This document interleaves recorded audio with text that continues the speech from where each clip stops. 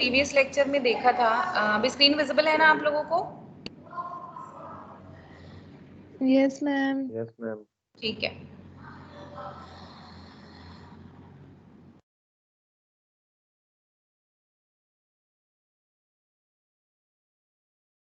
ठीक है, spectrum of health ये था बेटा, डायनामिक प्रोसेस होने की वजह से जो हेल्थ है वो अलग अलग सेक्शंस में डिवाइड हो जाती है। ठीक है, इसका मतलब ये है कि उसका जो अपर मोस्ट सेक्शन है जो हमारा पॉजिटिव हेल्थ है, एंड जो लोवेस्ट पॉइंट जो उसका है वो हमारा डेथ होता है। स्पेक्ट्रम में हम क्या देखते हैं, अलग अलग, जैसे हम कलर्स देखते हैं ना स्पेक्ट्रम ऑफ लाइट में, वैसे ही सिमिलरली हेल्थ के जो अलग पैरामीटर्स हैं, डिफरेंट कलर्स हैं, वो हम देखते हैं स्पेक्ट्रम ऑफ हेल्थ में। ठीक है, इसलिए हमें स्पेक्ट्रम ऑफ हेल्थ देखने की ज़रूरत है या पढ़ने की ज़रूरत है, क्योंकि ये हमें बताता है कि health is a dynamic process, continuously change होता रहता है। जो इसके ये अलग अलग सेक्शंस दिए हुए हैं ना, ये भी टाइम टू टाइम चेंज होते हैं। सपोज आप आज फ्रीडम फ्रॉम सिकनेस वाली स्टेज पे हैं, हो सकता है कल आप किसी अनरिकॉग्नाइज्ड सिकनेस या माइल्ड सिकनेस पे पहुंच जाएं। ठीक है, तो ये इसीलिए हमारे लिए इंपॉर्टेंट है हेल्थ के डिफरेंट स्पेक्ट्रम्स को जानना। ठीक है, डायमेंशंस ऑफ हेल्थ हमारे लिए इसलिए इम्पॉर्टेंट है क्योंकि बहुत सारे फैक्टर्स इन्फ्लुएंस करते हैं हेल्थ को। इसीलिए जितने भी डायमेंशंस हैं या जितने भी हमारे सेक्शंस हैं जो हमारे हेल्थ को इन्फ्लुएंस करते हैं, उसी के अकॉर्डिंग हमने उसके डिफरेंट डायमेंशंस बनाई हैं। ठीक है, तो उन डायमेंशन से हम उसके जो भी इन्फ्लुएंसिंग फैक्टर्स हैं उनके बारे में हमें पता चलता है। इसके अलावा जो स्पेसिफिक डायमेंशन है उसको कैसे इवेल्युएट करना है और उसको कैसे अपलिफ्ट करना है। सपोज अगर मेंटल हेल्थ प्रॉपर नहीं है या मेंटल डायमेंशन के जो पैरामीटर ऑफ इवेल्युएशन हमने देखे हैं, अगर वो उस पर परफेक्ट नहीं बैठते हैं, तो मेंटल हेल्थ को अपलिफ्ट करने के लिए या उसको मेंटेन करने के लिए हमें काम करना पड़ेगा। Similarly comes with physical health, आपकी सोशल हेल्थ। ये तीन इंपॉर्टेंट इसलिए हैं क्योंकि ये WHO की डेफिनेशन में या WHO ने मेजरली तीन डायमेंशंस को माना है। ठीक है, उसके बाद में बाकी की डायमेंशंस हैं। जैसे इस पर्टिकुलर इमेज में हमने देखा ना, physical, mental dimension, social dimension, spiritual dimension, emotional dimension, vocational dimension, cultural and philosophical. ठीक है, इसके अलावा भी बहुत सारी डायमेंशंस होती हैं, बट मेजरली हमारी तीन डायमेंशंस थी जो हमने देखी, और जो बाकी की हैं ये हम प्रीवियस लेक्चर में डिस्कस कर चुके हैं। बस एक बार जस्ट क्विक रिव्यू है। फिजिकल डायमेंशन सबसे इजीली अंडरस्टूड कर सकते हैं, आप आराम से समझ सकते हैं, because it can be assessed with functioning of the body. ठीक है, बॉडी की फंक्शनिंग में you can assess your physical body as well जो भी आपके केमिकल चेंजेस होते हैं बॉडी में, ठीक है, उनको आप इवेल्युएट कर सकते हैं। फिजिकल साइंस की अगर बात करें तो basically it comes with clear skin and good complexion. It is not related with the colour of the skin, it is related with the complexion. ठीक है, bright eyes, lustrous hair, body with form flesh. ठीक है, ये सारे basic parameter है जो हमने previously देखे थे। एंड जो शीत व्यायाम संसह वाला कॉन्सेप्ट है, that comes with the exercise tolerance and environmental changes जो भी हो रहे हैं उनकी टॉलरेंस को लेके। इवेल्युएशन के लिए मैंने आपको कहा था कि सेल्फ असेसमेंट है, बायोकेमिकल, क्लिनिकल असेसमेंट हो सकती है, स्पेसिफिक सिस्टम्स को लेके एंथ्रोपोमेट्रिक असेसमेंट हो सकती है और न्यूट्रिशनल असेसमेंट हो सकती है। Next comes with mental dimension. Mental dimensions में हमने बात की थी कि इसको कैसे इवेल्युएट करना है, क्यों हमारे लिए इम्पॉर्टेंट है, क्योंकि हम जब आयुर्वेदिक कॉन्सेप्ट देखते हैं तो वहाँ पे भी जब डिफरेंट डायमेंशंस की बात करते हैं तो वहाँ पे प्रसन्न, आत्म, इंद्रिय, मन वाला जो कॉन्सेप्ट है वो आपका मेंटल और स्पिरिचुअल दोनों को साथ में लेके चलता है। ठीक है, उसके बाद में इसको कैसे मेंटली हेल्दी किसी को हम कंसीडर करेंगे, कैसे इवेल्युएट करेंगे, तो उसके लिए फ्री फ्रॉम इंटरनल कॉन्फ्लिक्ट्स, ठीक है, जिसको हम कहते हैं द्वंद्व अभिघात, या फिर जो भी मेंटल फ्लक्चुएशंस होती हैं, ठीक है, वो नहीं हो। ठीक है, well adjusted with the others and can bear criticism, ठीक है, and don't get upset, possesses good self control, solve problems and good self esteem and searches for the identity. Social dimensions की बात करें तो जो आप सद्वृत या जितने भी आपके सद्वृत के नियम कहे गए हैं वो सारे के सारे आपके उसके अंदर आते हैं। ठीक है, उसके एक्सक्यूज बाद, मी मैम। हाँ जी बच्चे बोलो। मैम इसमें वो सर्चेस फॉर द आइडेंटिटी है, इसका क्या मतलब है? सर्च फॉर आइडेंटिटी का मतलब होता है कि एक पर्टिकुलर पर्सन की सोशली एक आप जैसे for example you are working for self, ठीक है, you are studying for specific identity, you are going to be a doctor, you someone is going to be a engineer, या फिर कोई भी काम उसके अकॉर्डिंग जो भी रहता है, तो वो जो सर्च फॉर द आइडेंटिटी होता है स्पेसिफिक पर्सन की, वो उसकी मेंटल हेल्थ के लिए होता है। जैसे सपोज लाइक ह्यूमन बीइंग्स, हमारा एक बेसिक कॉन्सेप्ट होता है किसी भी चीज को काम करने के लिए हमारे पास एक रीजन होना चाहिए, ठीक है, और वो जो रीजन होता है वो हमारी स्पेसिफिक आइडेंटिटी होती है, ठीक है। जैसे घर में काम कर रहे हैं आप, बाहर काम कर रहे हैं आप, स्टडीज में जा रहे हैं आप, कोई प्रोफेशन चूज कर रहे हैं, तो that is for your mental health, ठीक है, that is your search for identity. इसी को थोड़ा सा अगर आप ट्रांसेंड करते हैं तो वो आपकी स्पिरिचुअल हेल्थ में आ जाता है, जहाँ पे आप मटीरियलिस्टिक या फिर जो इगोइस्टिक जो हमारा रहता है एक जो आप पढ़ के आए हैं अहंकार वाला जो कॉन्सेप्ट है, ठीक है, बुद्धि है, अहंकार है, मन है, जब ये कंबाइन होते हैं तो फिर आपका नेक्स्ट जो सत्व रजतम है उनकी उत्पत्ति होती है, जो आपका सुश्रुत ने उस स्पेसिफिक को फॉलो किया है। तो वो बेसिकली आई वाला जो कॉन्सेप्ट है, that I am something that is related with the search of identity, ठीक है, and that comes with your mental health या फिर मेंटल डायमेंशन। ये नॉर्मल ह्यूमन बीइंग की टेंडेंसी है to go for it,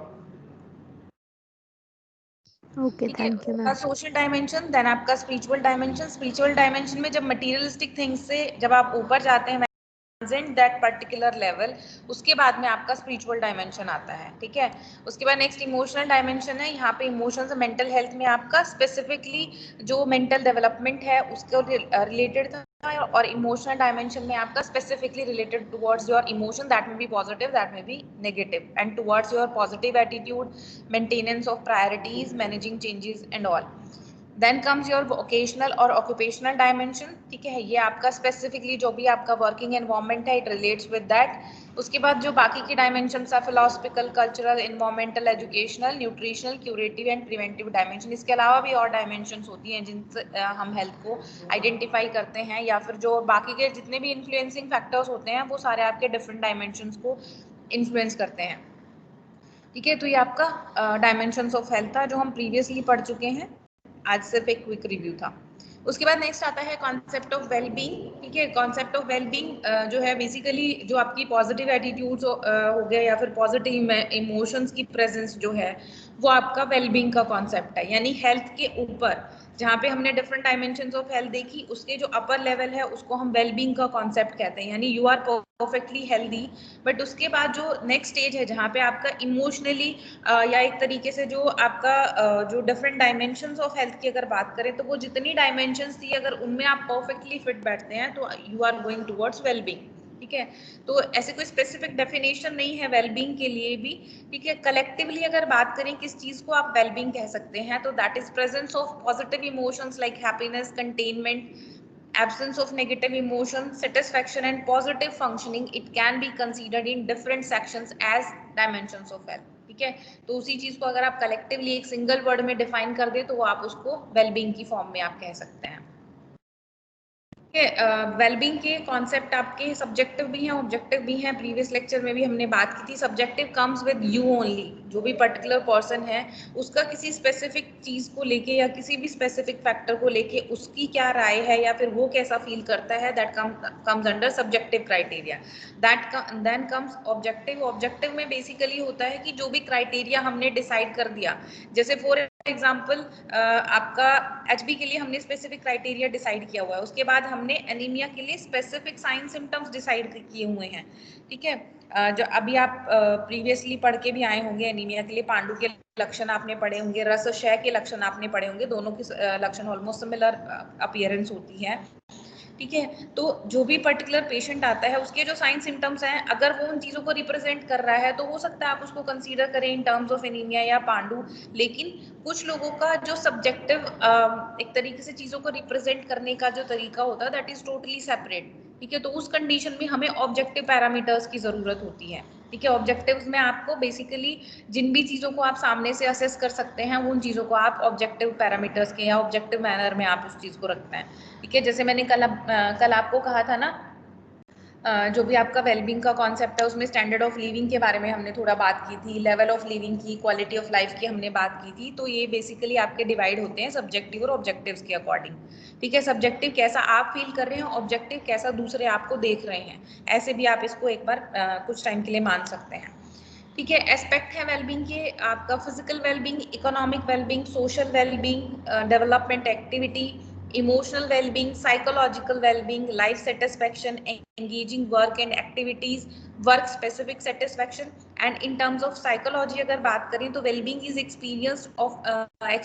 health, prosperity, includes good mental health, satisfaction, purpose of life and positive attitude. इन सब चीज़ों को कलेक्टिवली आप वेलबींग कह सकते हैं। ये डिफरेंट एस्पेक्ट हैं आपके वेलबींग के। इंपॉर्टेंस क्या है वेलबींग की? Wellbeing is basically a positive outcome that is meaningful for people and for many sectors of the society, because it tells us that people perceive that their life are going well. ठीक है, सब चीज़ें ठीक हैं, सब चीज़ें perfect लग रही हैं पॉपुलेशन को या जो भी जितने भी पीपल हैं उनको, तो इसका मतलब there is wellbeing.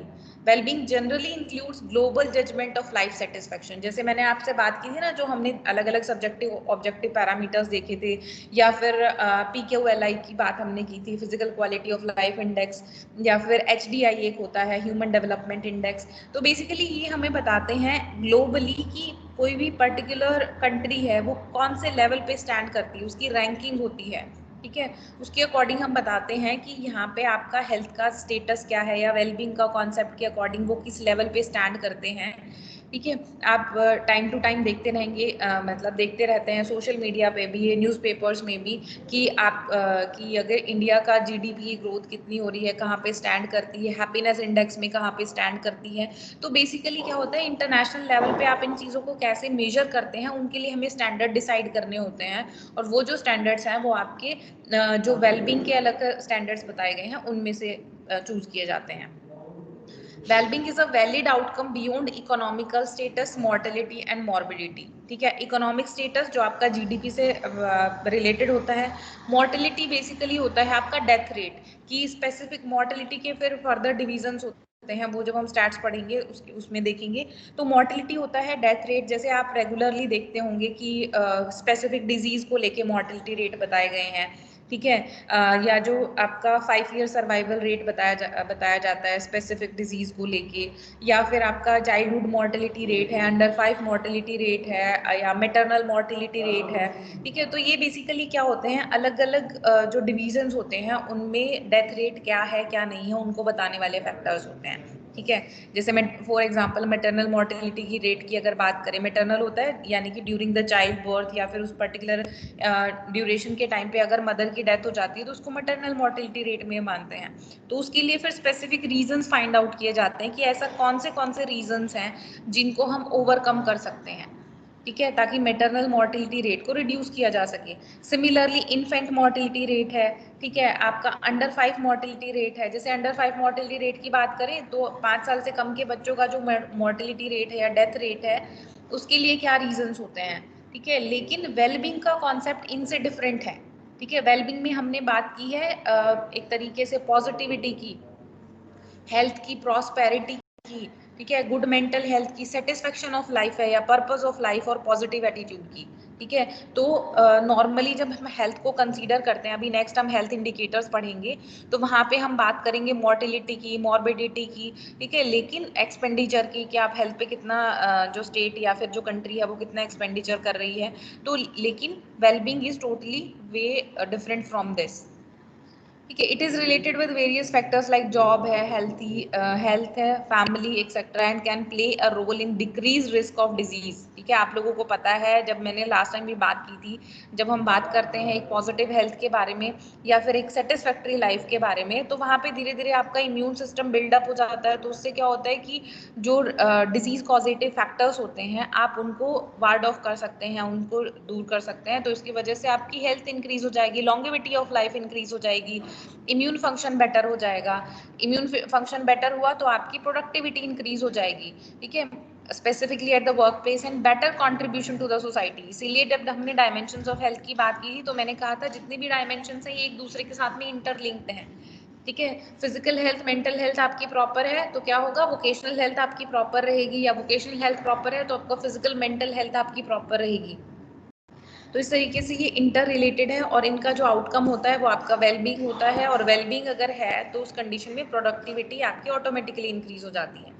Wellbeing is associated with self perceived health. healthy behaviors, productivity at different fronts of life and socially connected mental and physical illness.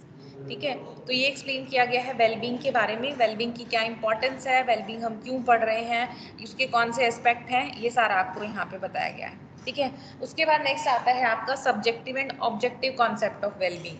ठीक है, कैसे कंसीडर किया जाता है, कैसे उसको आइडेंटिफाई किया जाता है, या एक तरीके से जैसे हमने डिफरेंट डायमेंशंस की वैल्यूएशन के बारे में बात की थी, वैसे ही सिमिलरली आपके वेलबींग की वैल्यूएशन के लिए हमारे पास में क्राइटेरियाज हैं, सब्जेक्टिव और ऑब्जेक्टिव। ऑब्जेक्टिव क्राइटेरिया की बात करें तो इसको लेवल ऑफ लिविंग या स्टैंडर्ड ऑफ लिविंग कहा जाता है। ठीक है, स्टैंडर्ड ऑफ लिविंग सामने वाले कोई और ऑब्जर्व करते हैं। सब्जेक्टिव कंपोनेंट की बात करें तो it is quality of life. ठीक है, it is expressed by the individual, यानी पर्टिकुलर पर्सन किस तरीके से किसी जो लाइफ है उसको जी रहा है, वो आपका सब्जेक्टिव कंपोनेंट है, जिसको हम क्वालिटी ऑफ लाइफ कहते हैं। और ऑब्जेक्टिव कंपोनेंट की बात करें तो सामने से या कौन से आपने क्राइटेरिया कंसीडर किए हैं, उन क्राइटेरियाज के अकॉर्डिंग आप ऑब्जेक्टिव कंपोनेंट को कंसीडर करते हैं। ठीक है, इसके अलावा एक होता है आपका स्टैंडर्ड ऑफ लिविंग। ठीक है, स्टैंडर्ड ऑफ लिविंग जो आपका ऑब्जेक्टिव कंपोनेंट है, बेसिकली ये हमें बताता है कि हम कितने जो भी सर्विसेज हम ले रहे हैं, जो भी चीज़ें हम कंज्यूम कर रहे हैं, हमारा एजुकेशन, एम्प्लॉयमेंट, इस पर हम कितना एक्सपेंडिचर कर रहे हैं, यानी कि जो ऑब्जेक्टिव पैरामीटर होता है, तो सामने वाला कैसे असेस करेगा कि आप कितना खर्च कर रहे हैं अपनी एजुकेशन पे, एम्प्लॉयमेंट कैसा है आपका, आपका मॉडर्न लाइफस्टाइल कैसा है, उस पर आप कितना एक्सपेंडिचर कर रहे हैं, किस तरीके की लाइफ आप जी रहे हैं, तो that comes under objective component. ठीक है, उसको हम कहते हैं स्टैंडर्ड ऑफ लिविंग। ठीक है, स्टैंडर्ड ऑफ लिविंग में बेसिकली आपका जो WHO ने जो बताया है उसमें आपका होता है income and occupation, standard of housing. Standard of housing मैंने कहा था कि जब हम लैंड एंड हाउसिंग पढ़ेंगे तो स्टैंडर्ड ऑफ हाउसिंग के लिए अलग पैरामीटर्स दिए हुए हैं। सैनिटेशन एंड न्यूट्रिशन, ठीक है, level of provision of health, educational, recreational, recreational होता है एंजॉयमेंट के लिए आप जो भी चीज़ें करते हैं वो, and other services may all be used individually as measure of socio economic status। ठीक है, आपका सोशो इकोनॉमिक स्टेटस कैसा है, कितना आप एक्सपेंडिचर कर रहे हैं, ठीक है, that comes under standard of living. ठीक है, इन सारे को कलेक्टिवली कहा जाता है। ठीक है, जैसे आपका इनकम कितना है, ऑक्यूपेशन कैसा है, आपका स्टैंडर्ड ऑफ हाउसिंग कैसा है। ठीक है, स्टैंडर्ड ऑफ हाउसिंग में बताया जाता है कि किसी एक पर्टिकुलर पर्सन के लिए कितना स्पेस होना चाहिए, कितने रूम्स होने चाहिए, आपका वेंटिलेशन कैसा है, सैनिटेशन कैसा है, जो भी जितना भी आपका कलेक्टिव वेस्ट है उसका डिस्पोजल कैसा है, बहुत सारी चीज़ें आती हैं।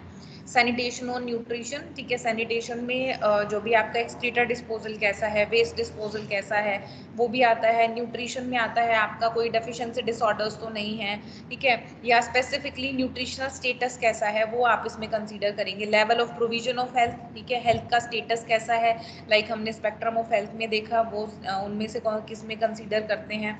ठीक है, उसके बाद आपका एजुकेशन आता है, एजुकेशन पे आप कितना एक्सपेंडिचर कर रहे हैं या फिर आपका लेवल ऑफ एजुकेशन क्या है। उसके बाद आता है रिक्रिएशनल सर्विसेज आती हैं, उन पे आप कितना एक्सपेंडिचर कर रहे हैं। And other used by an individual as measure of socio economic status. ठीक है, जो हम सोशियो इकोनॉमिक स्टेटस को डिवाइड करते हैं वो है आपका स्टैंडर्ड ऑफ लिविंग से, या कलेक्टिवली उसको आप स्टैंडर्ड ऑफ लिविंग में कंसिडर कर सकते हैं। ये बेसिकली जो भी कंट्रीज की ग्रोथ होती है, लाइक जीडीपी या जीएनपी होता है, उसके स्टैंडर्ड के अकॉर्डिंग हम स्टैंडर्ड ऑफ लिविंग को ग्लोबली कंसीडर करते हैं। ठीक है, उसके बाद नेक्स्ट आता है आपका लेवल ऑफ लिविंग। ठीक है, ये आपकी पैरेलल टर्म है जो यूएन में जो आपने अभी स्टैंडर्ड ऑफ लिविंग पढ़ा ना, सिमिलरली लेवल ऑफ लिविंग है। ठीक है, लेकिन वहाँ पे उन्होंने स्पेसिफिकली 9 कंपोनेंट्स रखे हैं जो इससे पहले हमने स्टैंडर्ड ऑफ लिविंग में देखे ना, उसके अलावा कुछ एक और कंपोनेंट्स हैं जो आपके लेवल ऑफ लिविंग में कंसीडर किए जाते हैं। हेल्थ है, फूड कंजप्शन है, एजुकेशन है, ऑक्यूपेशन, और उसके साथ में उसकी working condition, housing, social security, clothing, recreation, leisure and human rights. ठीक है, ये 9 जो हैं कंपोनेंट्स लेवल ऑफ लिविंग के कंसीडर किए हैं यूएन ने। बेसिकली स्टैंडर्ड ऑफ लिविंग और लेवल ऑफ लिविंग दोनों पैरेलल टर्म्स हैं एक दूसरे के।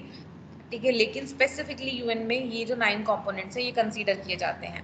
These are objective criteria which influence human well-being. Health is considered as a pillar of living of life because if health is not maintained, it will deteriorate level of living and vice versa.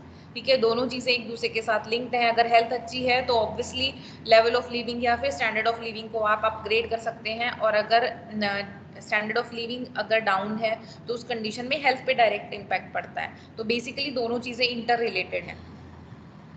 Next comes quality of life. ठीक है, इससे पहले जो हमने देखा था that is objective criteria या objective जो असेसमेंट ऑफ वेलबींग थी, यानी दूसरे कैसे आपको असेस करते हैं वो आपका कंसीडर होता है या काउंट होता है आपका स्टैंडर्ड ऑफ लिविंग पे और लेवल ऑफ लिविंग पे। अब है quality of life. Quality of life basically आपका स्पेसिफिकली मेंशन होता है कि कैसी लाइफ आप जी रहे हैं। कुछ जगह पे इसको सब्जेक्टिव कंपोनेंट में रखा गया है और कुछ जगह पे इसको ऑब्जेक्टिव में, सॉरी मैं I guess it is basically a subjective component. Yes right, ठीक है ना। WHO ने डिफाइन किया है the condition of life resulting from combination of effects of complete range of factors like determining health, happiness, comfortable physical environment, satisfied occupation, education, social and intellectual attainments, freedom of action, justice and freedom of expression, action and justice. ठीक है, यानी particular person किस तरीके से अपनी life के साथ, अपने सराउंडिंग के साथ, सोसाइटी के साथ में, अपने जो वर्किंग एनवायरनमेंट में है उसके साथ में वो कंफर्टेबल है, ठीक है, उसके साथ में वो जस्टिस कर पा रहा है, नहीं कर पा रहा है, वो आपका क्वालिटी ऑफ लाइफ कंसीडर करती है। ये स्पेसिफिक पर्सन की खुद की इवेल्युएशन है कि वो किस तरीके से इनको लेता है। It can be assessed by one's feeling of happiness और अनहैप्पीनेस टुवर्ड्स लाइफ कंसर्न्स। ठीक है, जैसे ऑब्जेक्टिव जो कॉन्सेप्ट था, हमने स्टैंडर्ड ऑफ लिविंग थी, वहां पे हमने देखा था कि कितना आप खर्च कर पा रहे हैं, कितना एक्सपेंडिचर आपका है, ठीक है, आपके जो अलग लेवल्स हैं उन पे। लेकिन उसमें भी ऐसा हो सकता है कि कोई स्पेसिफिक पर्सन, जैसे हम किसी को परसीव कर रहे हैं that particular person is healthy and at the state of wellbeing, लेकिन ऐसा हो सकता है कि वो इंटरनली सेटिस्फाइड ना हो उस पर्टिकुलर चीज को लेके, तो वो जो असेसमेंट है वो आपकी होती है क्वालिटी ऑफ लाइफ को। ठीक है, यानी particular person is feeling happiness and contented with his और her situation, only then we can assess it as quality of life. ठीक है, हाई डिमांड या फिर demand of high quality of life, government is also focusing on improving of providing primary health care. Primary health care जो है उसके अलग अलग components हैं जो आप नेक्स्ट जो भी लेक्चर होगा उसमें आप पढ़ेंगे। ठीक है, and enhancing physical, mental and social wellbeing. इसके लिए जो क्वालिटी ऑफ लाइफ है उसके लिए हम PQLI देखते हैं। बेसिकली एज डिफाइनिंग PQLI, ये बेसिकली एक इंडेक्स है which can be consolidate here indicators like, इसमें जो इंडिकेटर्स हम देखते हैं physical quality of life index में, इन्फेंट मोर्टेलिटी रेट, ठीक है, यानी कि जो इन्फेंट का उनकी डेथ रेट क्या है, life expectancy at the age of 1, ठीक है, 1 साल की उम्र में कितनी लाइफ एक्सपेक्टेंसी है उससे देखते हैं, लिटरेसी से देखते हैं, and can land to international and national comparison. ठीक है, इन चीज़ों से देखने के बाद में हम कंपेयर कर सकते हैं कि हमारे जो कंट्री है उसका और सामने वाली कोई और जो कंट्रीज हैं उनमें क्या डिफरेंस है, या फिर उनमें जो क्वालिटी ऑफ लाइफ का इंडेक्स क्या है उसके अकॉर्डिंग हम इसको मेंशन करते हैं। बेसिकली इन जनरल अगर बात करें तो इसमें 0 to 100 तक की रैंकिंग होती है। ठीक है, उस रैंकिंग के अकॉर्डिंग जिनमें जो वर्स्ट होता है वो आपकी 0 रैंकिंग पे आता है और जो बेस्ट परफॉर्मेंस होती है वो आपकी 100 पे आती है, और उसके बीच में जितनी भी कंट्रीज हैं, ठीक है, वो उसके अकॉर्डिंग उनको रैंकिंग दी जाती है। जैसे अगर हम ऑब्जेक्टिव्स की बात करें, अरे मेरे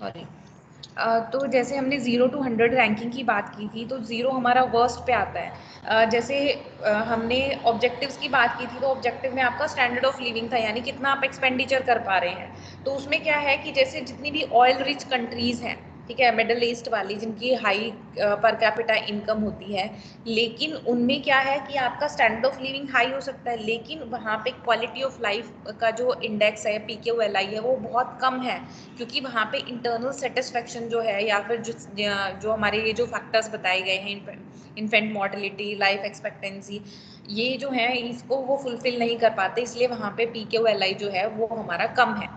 ठीक है, तो PQLI से बेसिकली आप क्वालिटी ऑफ लाइफ को असेस करते हैं, दूसरी कंट्रीज के साथ में आप कंपैरिजन करते हैं। जैसे इंडिया की बात करें तो आपका जो सबसे बेस्ट PQLI है वो आपका केरला का है, ठीक है, जबकि हमारे यहाँ पे जो पर कैपिटा इनकम है वो बहुत कम है। तो इस तरीके से आप असेस कर सकते हैं इसका। बेसिकली आपके जो भी सोशल इकोनॉमिक या पॉलिटिकल पॉलिसीज हैं वो समवेयर समहाउ इन्फ्लुएंस करती हैं, लेकिन ये बेसिकली आप पर्टिकुलर पर्सन की जो क्वालिटी ऑफ लाइफ है या जो उसका हैप्पीनेस इंडेक्स है उनसे रिलेट करती हैं। ठीक है, तो ये आपका था। इसके अलावा आपका एक ह्यूमन डेवलपमेंट इंडेक्स भी हम देखते हैं। ह्यूमन डेवलपमेंट इंडेक्स को हम बेसिकली डिफाइन करते हैं एक कंपोजिट इंडेक्स की फॉर्म में, जो फोकस करता है 3 बेसिक डायमेंशंस पे। ठीक है, एक तो जो ह्यूमन डेवलपमेंट इंडेक्स होता है वो बताता है to lead a long and healthy life. ठीक है, इसको मेजर किया जाता है लाइफ एक्सपेक्टेंसी एट बर्थ से।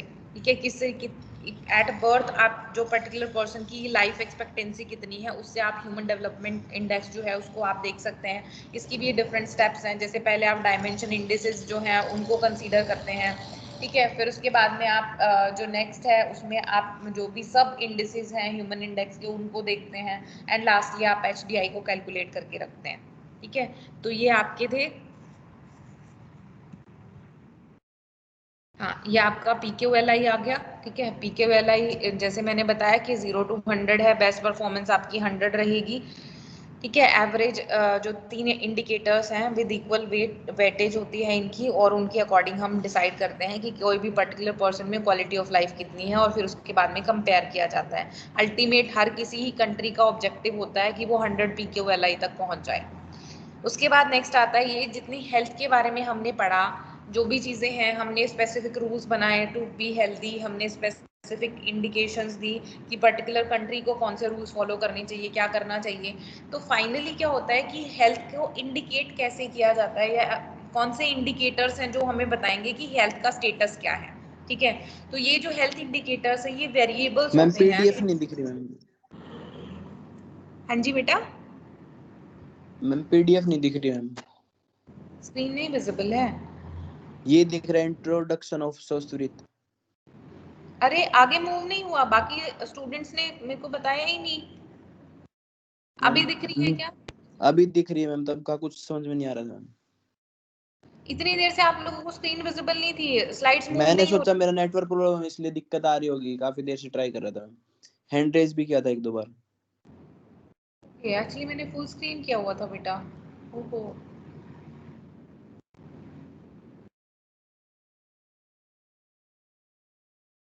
Sorry about it.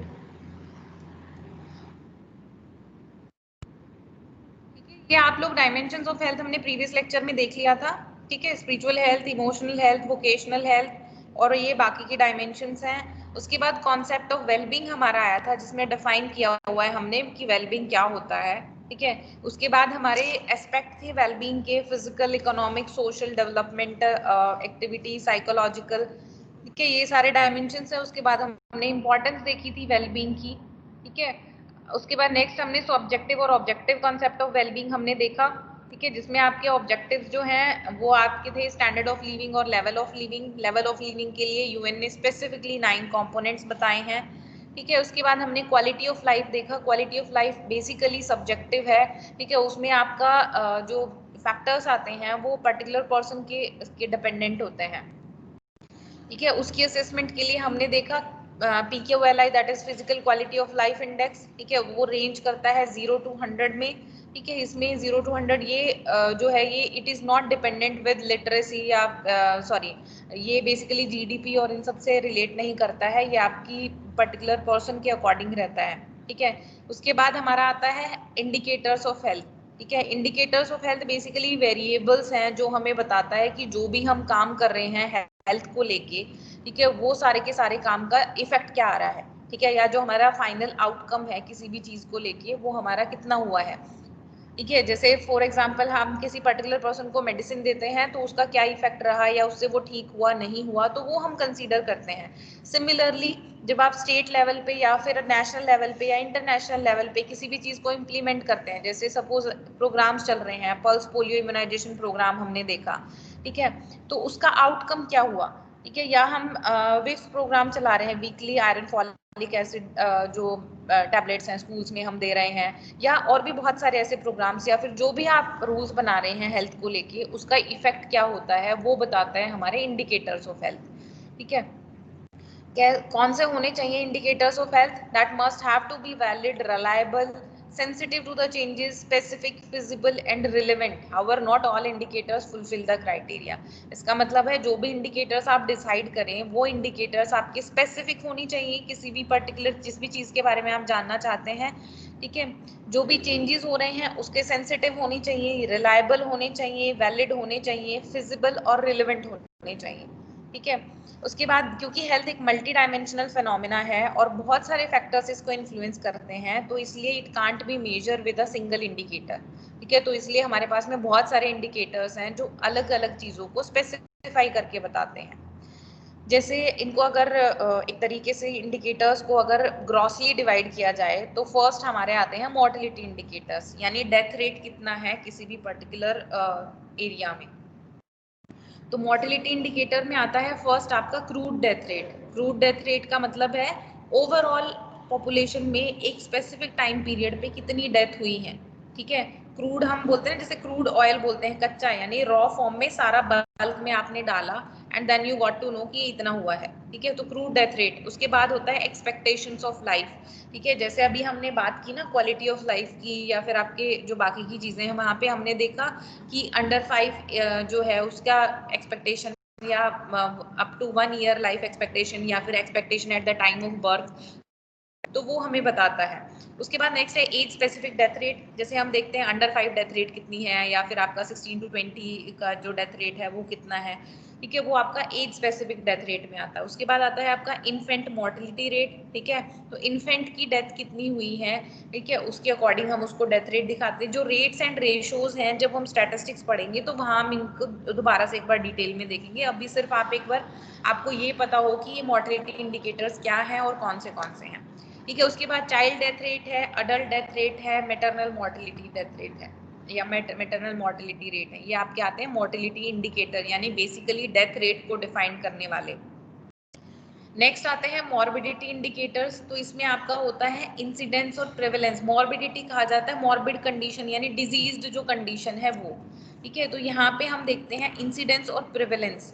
ठीक है, इंसिडेंस और प्रेवलेंस की बात करते हैं तो इंसिडेंस और प्रेवलेंस बताते हैं किसी पर्टिकुलर टाइम पे किसी स्पेसिफिक डिजीज के कितने पेशेंट हैं। ठीक है, इंसिडेंस बताता है नए केसेस के बारे में और प्रेवलेंस बताता है नए और पुराने दोनों को कंबाइन कर दो तो। नोटिफिकेशन किसी डिजीज का कितना रेट है, notification rate, attendance of OPD and health centre and duration of stay in hospital. ठीक है, ये डाटा कलेक्ट किया जाता है। उसके बाद आता है डिसेबिलिटी रेट्स। डिसेबिलिटी किसी काम को ना करने के लिए जो भी उसको डिसेबिलिटी कहा जाता है। तो डिसेबिलिटी में आता है number of days with restricted activities, bed disability days, work loss days, hello और डेली। ठीक है, हेल है हेल्थ एडजस्टेड लाइफ एक्सपेक्टेंसी और डेली में आता है डिसेबिलिटी एडजस्टेड लाइफ ईयर्स। ठीक है, फिर आता है आपका न्यूट्रिशनल स्टेटस इंडिकेटर्स। ठीक है, ये बताता है कि किसी पर्टिकुलर पॉपुलेशन में न्यूट्रिशन का स्टेटस कैसा है। उसको कैसे देखते हैं, एंथ्रोपोमेट्रिक मेजरमेंट जो हमने फिजिकल डायमेंशन ऑफ हेल्थ में देखा था। ठीक है, उसमें हमने कहा था कि आप जो जैसे हेड सर्कमफेरेंस देखते हैं, मिड आर्म सर्कमफेरेंस देखते हैं। ठीक है, हेड जो हाइट है वेट के अकॉर्डिंग उसको असेस करते हैं या फिर एज के अकॉर्डिंग हाइट और वेट देखते हैं, वो आपका आता है एंथ्रोपोमेट्रिक में। Prevalence of low birth weight. ठीक है, LBW जो है वो उसका प्रेवलेंस कितना है, जो भी पॉपुलेशन है उस पर हम देखते हैं, बेसिकली जो चाइल्डहुड वाला है उस पर। Health care delivery indicators. ठीक है, जैसे आप टाइम टू टाइम देखते रहते हैं कि हमारे यहाँ पे जो डॉक्टर पेशेंट या डॉक्टर पॉपुलेशन रेशो है वो बहुत कम है। ठीक है, ऐसा करके बहुत सारा डाटा न्यूज़पेपर में आता रहता है। तो वो बेसिकली हमारे हेल्थ केयर डिलीवरी इंडिकेटर्स हैं, जिसमें हम रेशो देखते हैं डॉक्टर पॉपुलेशन का। पॉपुलेशन टू बेड रेशो होती है कि पॉपुलेशन के अकॉर्डिंग उस पर्टिकुलर जगह पे जो भी हॉस्पिटल्स हैं उसमें कितने बेड्स की अवेलेबिलिटी है। ठीक है, जब हॉस्पिटल स्टैंडर्ड्स हम पढ़ेंगे then you got to know कि इसकी क्या इंपॉर्टेंस है। उसके बाद नेक्स्ट आता है यूटिलाइजेशन रेट। ठीक है, यूटिलाइजेशन रेट में बेसिकली है, जैसे यहाँ पे एग्जांपल दिया हुआ है, पॉपुलेशन कवर्ड अंडर यूपीआई या यूआईपी यानी fully immunised for 9 diseases. Specifically 9 diseases को कंसीडर किया गया है, जो आपकी स्पेसिफिकली जो इम्यूनाइजेशन शेड्यूल बनाया गया है या इम्यूनाइज किया जाता है उसमें कितनी पॉपुलेशन कवर अप हुई है। Family planning methods uses. ठीक है, उसके बाद बेड ऑक्यूपेंसी रेट, ये आपका होता है यूटिलाइजेशन रेट, यानी जो भी गवर्नमेंट प्रोवाइड कर रही है वो आप पर्टिकुलर पॉपुलेशन ने कितना उसको यूज किया है। Indicators of social and mental health. ठीक है, ये हम कंसीडर करते हैं कि सोशल और मेंटल हेल्थ लोगों की कैसी है। सुसाइड से, वायलेंस से, ट्रैफिक एक्सीडेंट्स कितने हुए हैं, कंजप्शन ऑफ ट्रैंकुलाइजर्स हैं वो कितना है, अल्कोहल और ड्रग अब्यूज़ कितना है, ओबेसिटी या इसके अलावा और भी बहुत सारे फैक्टर्स होते हैं जिनसे हमें पता चलता है कि सोशल और मेंटल हेल्थ का स्टेटस क्या है या इंडिकेट करता है ये हेल्थ को लेके। इसके अलावा आपके एनवायरमेंटल इंडिकेटर्स होते हैं, जिसमें आप जैसे रेगुलरली आप देखते होंगे कि एयर पोल्यूशन का इंडेक्स कितना है, आसपास आपके एरिया में सैनिटेशन का क्या स्टेटस है, सेफ ड्रिंकिंग वाटर अवेलेबल है या नहीं है, सॉलिड वेस्ट का डिस्पोजल कैसे हो रहा है। ठीक है, quality of physical and biological environment, ये आपके एनवायरमेंटल इंडिकेटर्स में आते हैं। उसके बाद नेक्स्ट आता है सोशियो इकोनॉमिक इंडिकेटर्स। ठीक है, सोशियो इकोनॉमिक स्टेटस को कैसे आप कंसीडर करते हैं। बेटा आई गेस मुझे इसको क्लास को यहीं फिनिश करना पड़ेगा बिकॉज मेरे laptop is dying. Hello, okay, health policy indicators हैं आपके। ठीक है, सोशियो इकोनॉमिक इंडिकेटर्स में population increase, per capita GNP, dependency ratio, literacy rate, और हेल्थ पॉलिसी इंडिकेटर्स में आपका जो GNP spend on health services और health related activities. Quality of life indicators हमने देख लिए थे, infant mortality, life expectancy at the age of 1, literacy. इसके अलावा जो बाकी के इंडिकेटर्स हैं उसमें social indicators, basic need indicators और स्पेसिफिक इंडिकेटर्स में आते हैं आपके हेल्थ फॉर ऑल। ठीक है, ये एक विजन है डब्ल्यूएचओ का, millennium development goals, sustainable development goal. जैसे हम जो भी काम करते हैं हेल्थ को लेके तो वो बेसिकली ग्लोबल लेवल पे सस्टेनेबल डेवलपमेंट गोल्स जो डिसाइड किए हुए हैं उसको अचीव करने के लिए किया जाता है, and global reference list for of core health. ठीक है, तो ये आपके इंडिकेटर्स ऑफ हेल्थ हैं जो बताते हैं जो भी आप काम कर रहे हैं उसका बेसिकली आप पे क्या इफेक्ट आ रहा है, सोशली कितना इफेक्ट आ रहा है, ये सारा का सारा आपका इंडिकेटर्स बताने वाले होते हैं। ठीक है, और नेक्स्ट क्लास से अगर ऐसा हो कि स्लाइड मूव नहीं हो रही है, कई बार कुछ टेक्निकल इश्यूज होते हैं तो एटलीस्ट आप बीच में बोल सकते हैं जो भी कंटिन्यूएशन होता है ताकि उस चीज़ को आप सॉर्ट आउट किया जा सके। मुझे लग रहा था कि it is moving normally, but अगर इशू है तो आपको बता देना चाहिए।